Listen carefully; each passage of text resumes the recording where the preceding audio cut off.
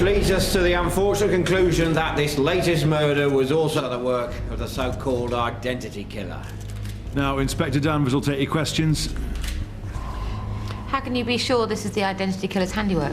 Well, because as with his previous victims, he's left at the scene of the crime details of his identity. So the killer has a calling card? I suppose you could say that, yes. What is it? Well, on this occasion, it was a calling card. On previous occasions, he's been known to leave his birth certificate, the address of his MySpace page, and on one occasion, a series of unconnected numbers next to the three-letter word mob. So, we're looking into the possibility that there may be connections with organised crime.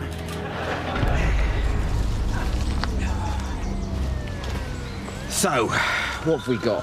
Nothing, sir. All he's left this time is a passport-sized photograph and 2 recent utility bills.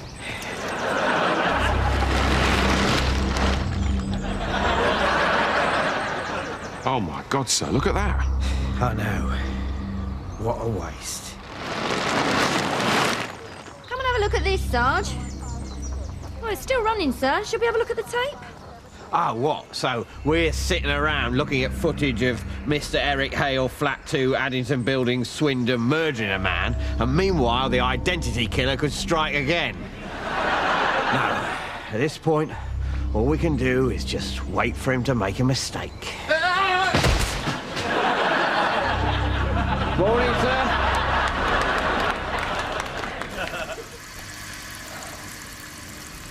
I don't think they're very well, Mum.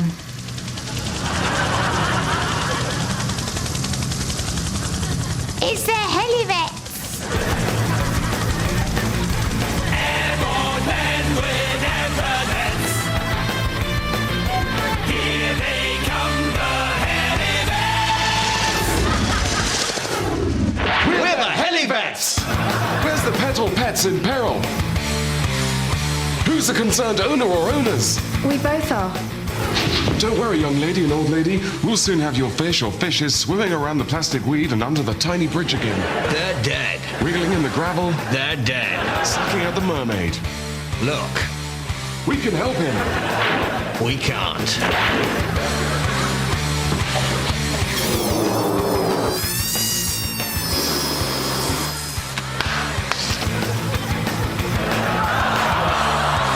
Helivets.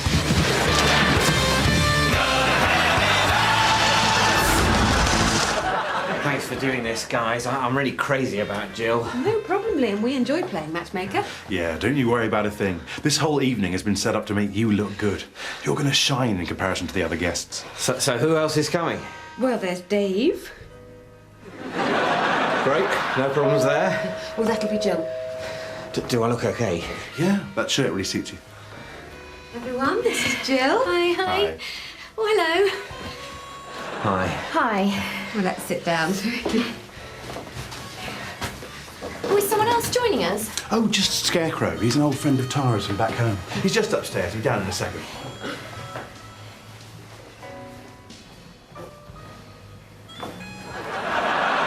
Come on, Scarecrow. We're going to start without you.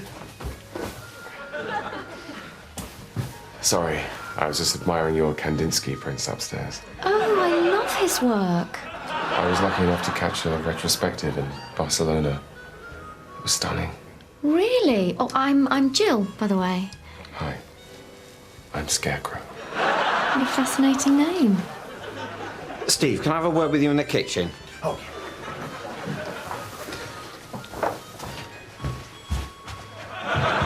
What is it? Who the hell is he? He's Scarecrow. Tara knows him. Oh, why do you have to invite him? He's charming the pants off her. Well, get in there and compete. He's just a scarecrow. Yeah, but he's really smooth. I think she likes him. Liam, if you can't do better than a man with a family of rats living in his torso, then there's no hope for you with any woman. Yeah, all right. You're right. Okay. Oh, there's something stuck in my jacket.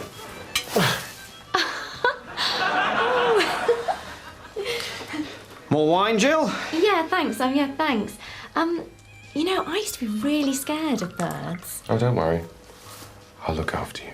You're a hero. So, Scarecrow, tell me, how much does scaring crows pay? I only ask because I'm a senior marketing executive and I'm on about 70k. I just wondered how scarecrowing compares. Oh, how can you put a price on the view of the valley? Or the soft morning breezes? Or watching the gentle rains sweeping across the landscape? As the tender corn heads brush sensuously at your side. And the nights, oh, the nights of countless stars. And the soul just ascends. Oh, God, that's the most beautiful thing I've ever heard. What were you thinking? I'm getting whipped out there. Well, stop wasting time and get in the game. Look, Jill likes skiing, so when you get the chance, use that as an opening. All right. Well, there are two types of scarecrow. There are the ordinary scarecrows, and then there's the enchanted kind, like me. That's fascinating. So what's the difference? Well, an enchanted scarecrow can walk and talk. Oh, and you can do that thing with the moon and the poetry. Oh, come on. Don't make me do that. What thing? It's nothing. Do you ski at all, Jill? No, thanks, I'm fine. What's this thing you do? I'm fascinated. Oh, go on, do it, Scarecrow. Oh, all right. This is from my book, The Night Watchman. You're a published poet. It's only a slim volume. And do the moon thing, too. Okay. Sister Moon, shine down your gentle benevolence upon us. Oh, that's amazing. How did you do that? Enchanted. Well, all I can say is me too. And as the sun rose on the clean new day, none knew the night watchman had passed this way. That's just beautiful. I wish I could see the valley at night. Well, it's only half an hour away. We could all go now. I've got my BMW outside. No, thanks. I think I might just get an early night. I'll grab my bag.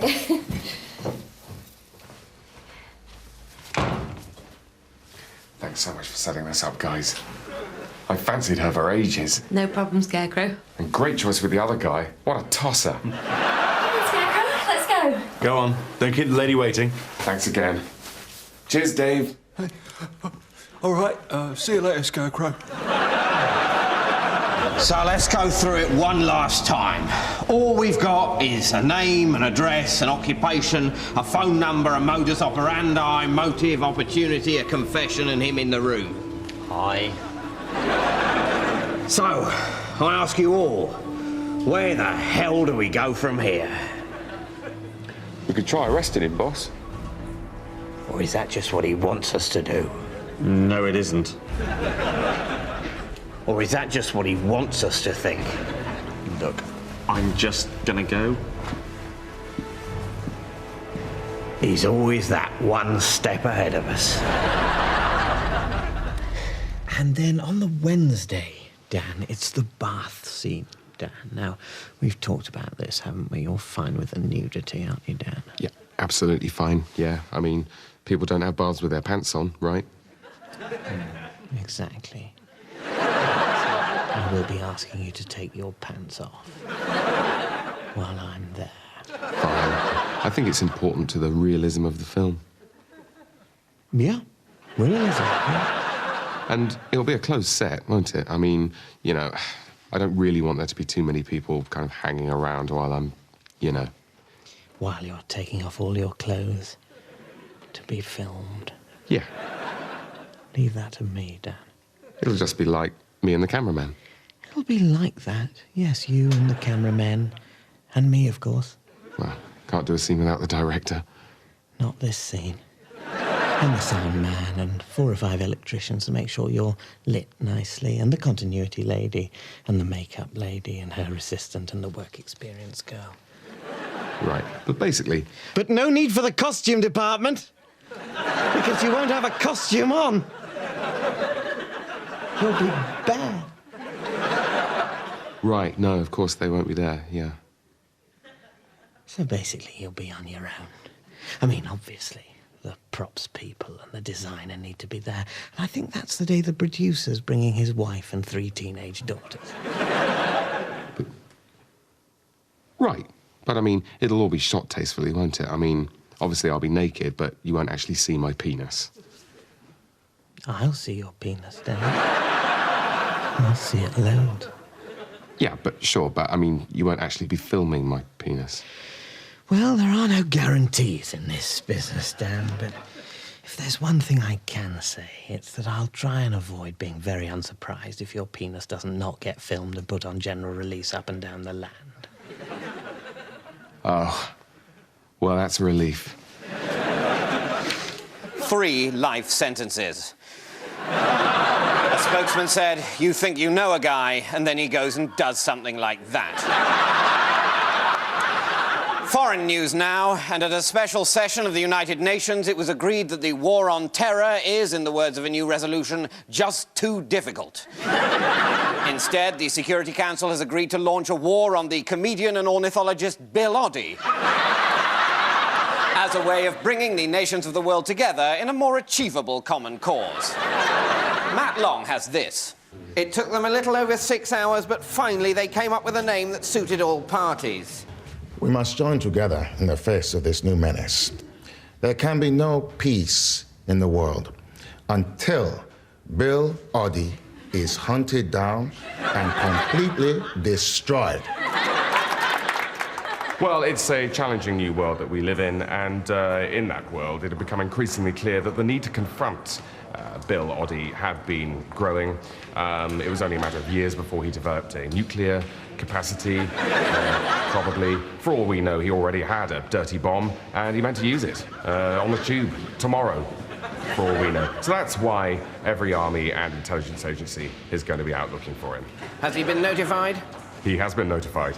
And how did he react? Well, how do you think? I'd say he's pretty much crapped himself. But, you know, we're going to be giving him 48 hours head start to make it interesting. And be in no doubt, we are going to take him down. We're going to take him down hard. And he needn't think he's going to get away with it this time. What if he seeks refuge with jihadi terrorists in Iraq or Pakistan? Oh, God, he won't do that, will he? Is it true you're not wearing any underpants, Dad? Yes. Blimey. So, how's the rest of the filming going? The rest of... Oh, fine, Dan. We're all pleased with all the rest of the filming. Hope this bath isn't too cold. Well, that's what I meant to talk to you about, Dan.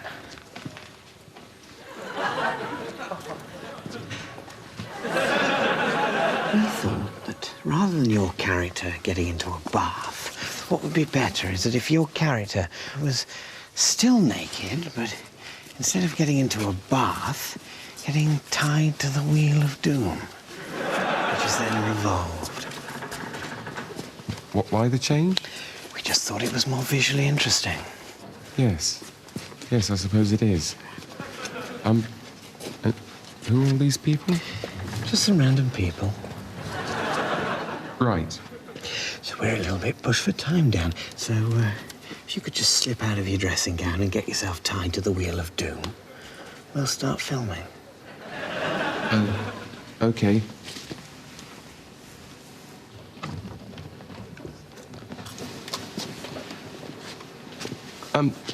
Gavin, you are just filming me from here up, yeah? Absolutely, Dan. Don't you worry. Oh, okay.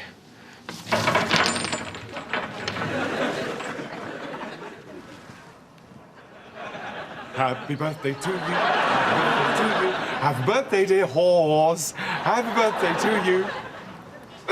Nothing. Anyway, happy birthday, horse. Carrot cake? Sorry. Thought you'd like it. Well, at least blow out the candles. No? Right? Of course not. Too much like hard work. Right? I'll do it. You see? They're trick candles. You can't blow them out. Would have been more fun if you had a go, but still. Never mind. Speech! Speech! Speech! Speech! Speech! Speech! Speech! Speech! Speech! get it! We are finished! We're through! This is it, horse! No more pissing around! I'm trying to make some kind of gesture, and you just stand there! Well, that's it! It was my birthday last week! Thanks for remembering.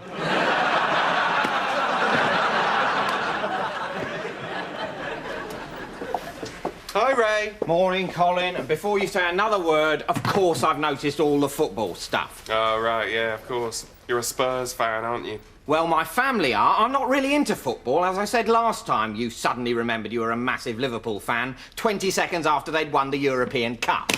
Spurs, eh? Well, I'm going to let you off after what we did to you last week. I'm sorry? I said I'll forget that you're a Spurs fan after what we did to you. What you did to me? You didn't do anything to me. We're a man down, you fluke a penalty, but we wallop you with 2 in extra time. That 92nd minute, mate, oh, you had it coming. Perhaps you've mistaken me for a professional goalkeeper or something, but I wasn't actually on the pitch, you know. We're going to trolley you in the league. We? You weren't on the pitch either. As far as I know, you were in the back bar of the Red Lion watching a game on the television with your mother. God, she can drink these days. I'm telling you, Ray, the way we're playing, we're going to be unstoppable this season. For God's sake, shut up! 12 points ahead with a game in hand. You don't stand a chance. We've got it in us to go all the way. Can I ask you a question, Colin? Do you remember when we were chasing the Germans and we were punched through the windscreen, but then we fell under that lorry but climbed back onto it and beat the driver up? What? When we were chasing the Nazis. They'd stolen the Ark of the Covenant and we were trying to get it back. You've lost me. In Raiders of the Lost Ark. It's a film I like, so I've decided that myself and anyone else who likes it was actually in it, taking part. Do you like Raiders of the Lost Ark? Not particularly. Oh, you're not one of us. Right, well, at the end, we're tied to a stake stuck in the ground, and then you lot open up the Ark of the Covenant and the wrath of God melts your face. No, you can't do that. Yes, I can. I really like that film, so I'm in it. That's not the same.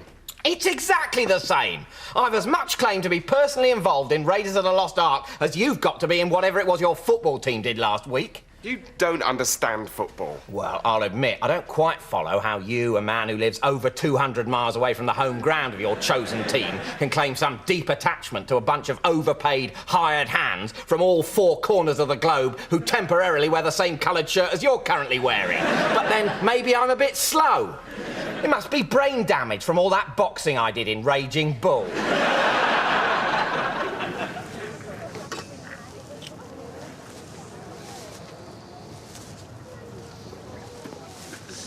How much is this, mate? That's £5, mate. £5? Well, it is the Holy Grail. £5. Take it or leave it. Sorry, did you say that this was the Holy Grail? Yes, mate. Holy Grail, Cup of Christ, £5. All right, sweetheart. My Little Pony, 50p. This is the Holy Grail? Yes, mate. It's a cup Jesus used at Last Supper. Drink from it, you become immortal. I've got a box somewhere. £5. Right. And that works, does it? Oh, yeah, I'm immortal. Yeah, it's great. I mean, obviously, if you're a depressive personality, it's not such a good idea, but if you basically love life, then it's wicked. All the videos are 50p, mate. Can I see it working? What? Well, it's just I bought a stereo over there last week and that didn't work, so... Oh, honestly. There's no trust anymore, is there?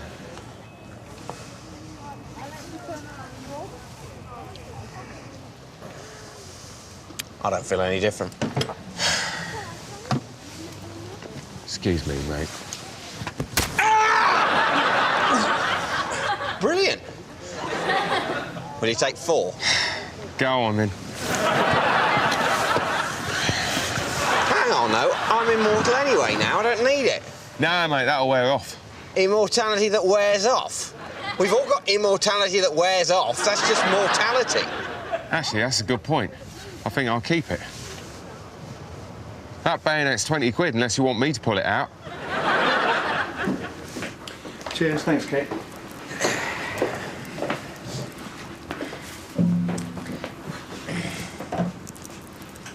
It's a bit wacky, isn't it? It's all right, it's meant to be. It's for the man with a wig sketch. When I take it off, I've got this one on underneath. Oh, right. Oh, I haven't got to wear a bald cap as well, am I? Afraid so. Okay, can I have a quick word? Are you going to let her do it, then? I don't know what you mean. You do know what I mean. You're going to let her put a wig, over a bald cap over your wig? Shh! Shut up! You're going to be about 8 foot tall.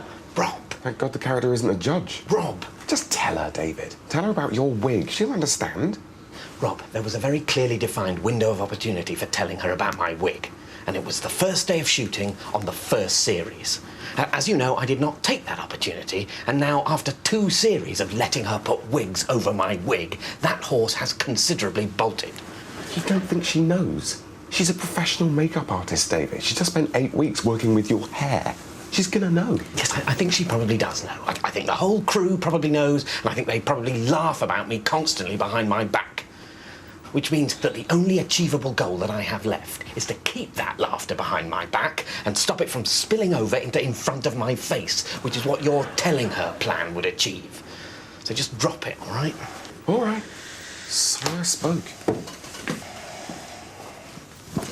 Rob, get that back now! Come and get it, come and get it! I just thought I'd pop it on myself. Easier than you'd think, isn't it?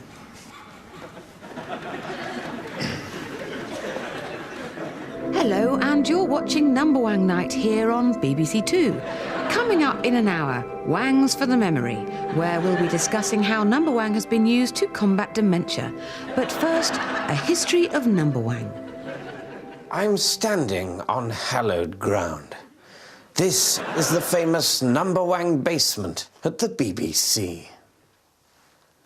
In that corner was the great Alan Turing's desk, where he sat for many months after the Second World War, tragically trying to de-gay himself with a laser. In more tolerant times, it was just over there in the late 1960s where David Frost reputedly had sex with the number 11 on a mattress. He swears to this day that it was 16.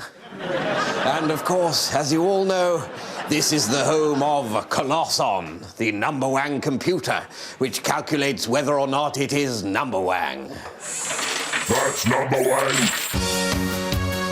8 minus 4. That's Number Wang, Simon. 109 times 17. That's Number Wang, Julie. 47. That's the Number Wang bonus. Today, Number Wang is a vast global franchise like McDonald's, U2 and the Catholic Church all rolled into one. But few would guess that it came from the relatively humble beginnings of not yet existing. All that changed in 1936 here at Cambridge University, where philosopher and logician Bertrand Russell was contemplating the mysteries of existence. I had spent the morning proving to myself that my chair existed so that I could sit down when it suddenly struck me. How do we really know whether it is or it is not Number Wang? On my desk, I saw a jug, and in a flash of inspiration, I knew I had solved it. Smashing the jug, lest anyone copy my work, I went across to the rooms of my very good friend Wittgenstein. I opened the door, and I said to him, quite simply, "That's Number Wang."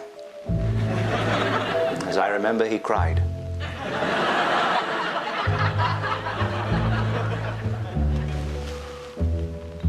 After the publication of Russell's 1,400-page treatise, It Is Number Wang, it was quickly optioned by the BBC and turned into a game show.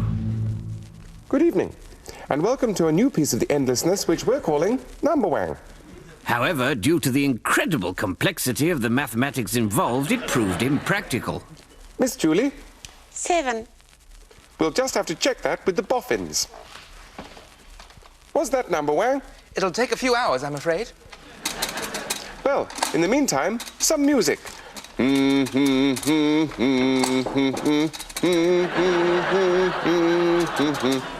Fortunately, the war intervened, and at Bletchley Park, a tremendous discovery was invented, and simultaneously, a tremendous invention discovered. It's now or never, Tom. Run the sequence. Right here. 4, 8, 15, 162, 3,420.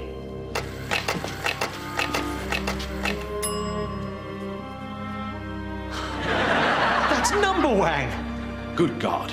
It actually works. It actually bloody works, you genius. I say, chaps, you don't suppose we could use this machine for anything else, do you? Like what? I don't know. something to help with the war or something.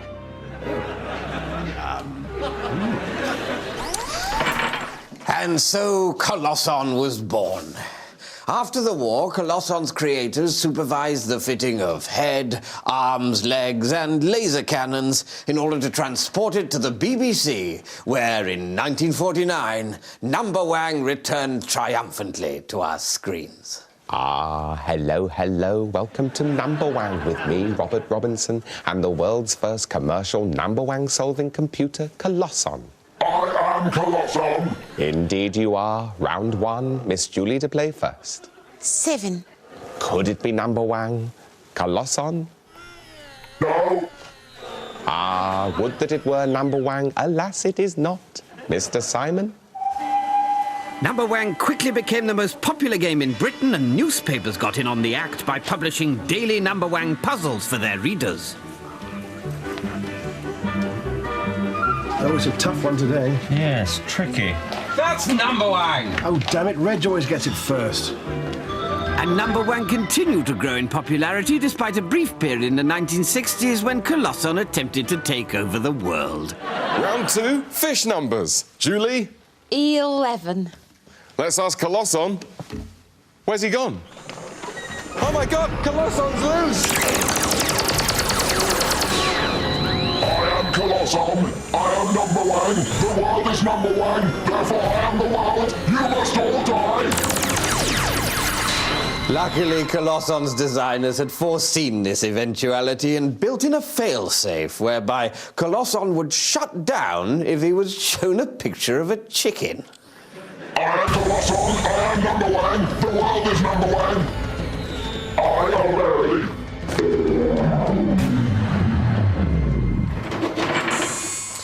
And so, with Colosson back under control, Number Wang established itself as the best program ever made and spawned numerous versions across the globe in countries like Australia, such as New Zealand. It's Number Wang. Australia itself. Oh, mate, that's Number Wang. And even America. Yes, that is a number. Which is why today, wherever you go in the world, you'll always hear people say, "Take it away, Colosson." Oh my God! Colosson's escaped! He's loose! There's my picture of a chicken. Where is he? Let's grab him.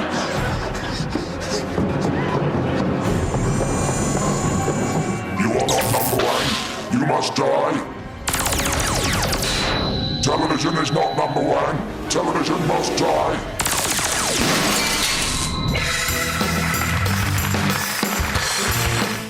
Well, that was the last in the series of Mitchell and Webb. Next Thursday, a new series, The Apprentice, The Worst Decisions Ever, starts at 9.